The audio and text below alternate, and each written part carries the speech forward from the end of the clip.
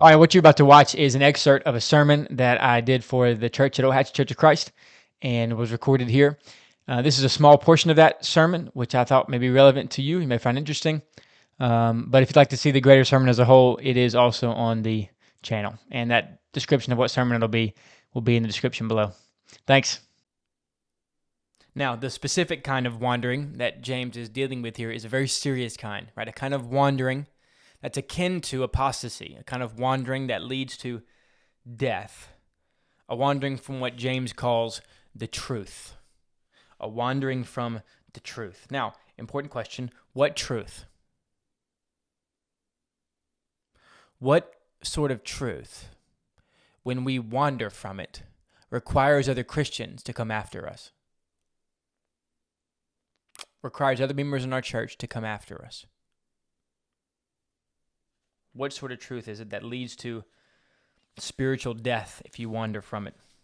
Is it a cappella singing? Is it weekly communion?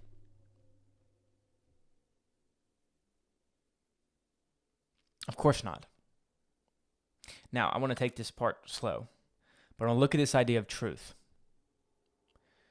in James and then elsewhere to see what we're talking about when we say wandering from the truth. James chapter 1, verse 18. Here's the only other time James uses this word. He says, of his own will, he brought us forth by the word of truth. He brought us forth by the word of truth, that we should be a kind of first fruits of his creatures. Now, we've dealt with this already in a previous sermon, so we won't do it again, but he's talking about salvation here.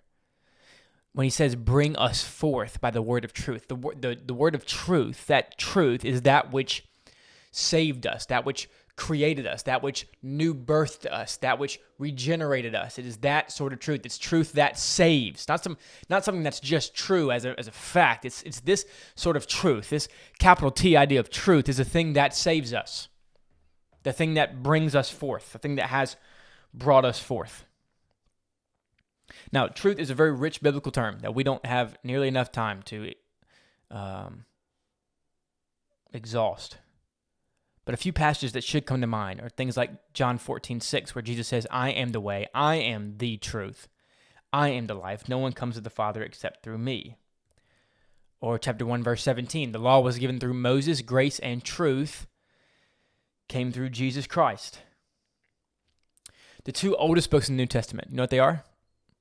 The two oldest books, they're normally put in a category by themselves because we're fairly confident that these are the two oldest books, and we don't even know which one is older.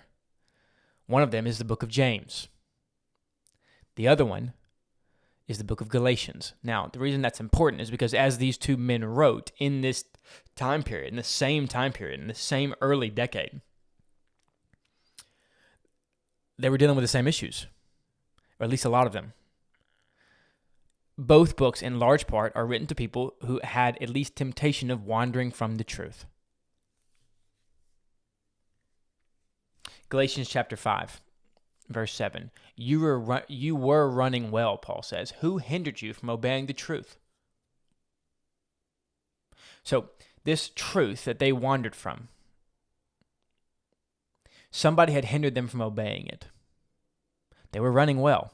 Let's look at the direct context. The verse is right above that, verses 3 through 6. The second part of 3 through 6. Paul says, you are severed from Christ. You who would be justified by the law, you have fallen away from grace. And right after this, right after he says, you who would be justified by the law have fallen away from grace, right after this he says,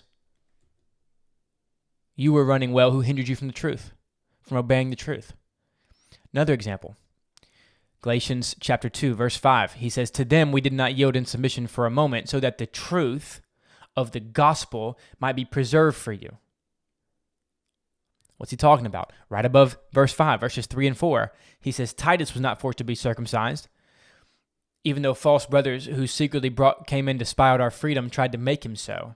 These false brothers who were trying to circumcise Titus, thinking that that's the way you were saved, by your meritorious circumcision, by works of the flesh, by adding to the grace of Christ. And Paul says, to that we didn't yield for a moment, so the truth of Christ might stand firm. Or Galatians 2:14, where Paul says, I saw their conduct was not in step with the truth of the gospel. What conduct? 2 verses later. Because we know that a person is not justified by works of the law, but through faith in Jesus Christ. By works of the law, no one will be justified. The truth that is being dealt with in the end of James, that he is saying wandering from the truth, is the truth of Christ, and specifically the truth of the gospel, which is the grace of Christ. The truth that salvation is found in the grace of Christ, and that everything else comes afterward. That everything else comes after the grace of Christ. That it's the grace of Christ, not plus circumcision, not plus any works of the law, because no one will be justified by works of the law, but through Christ's grace alone, through the work of Christ alone.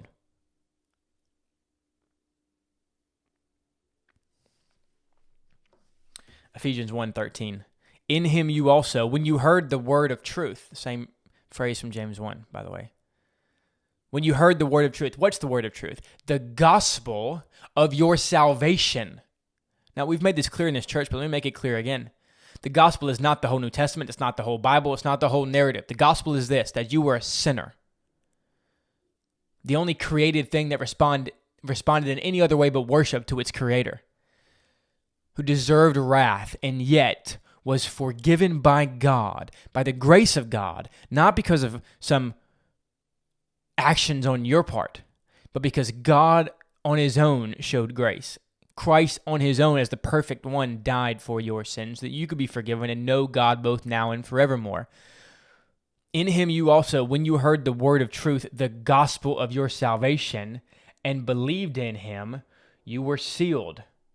The word of truth, the gospel of your salvation. Or Colossians chapter 1, verse 5 and 6. Of this you heard before in the word of truth. What's the word of truth? The gospel, which has come to you indeed in the whole world and is bearing fruit and growing. To wander from the truth is to wander from the gospel, which is clearly defined in the New Testament as the message of salvation that comes through Christ. It's not anything else. It's not about instruments, though I don't want them.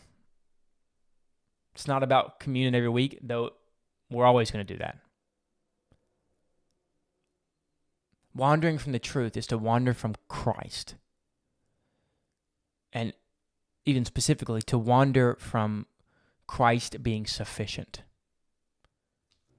thinking that we need something more.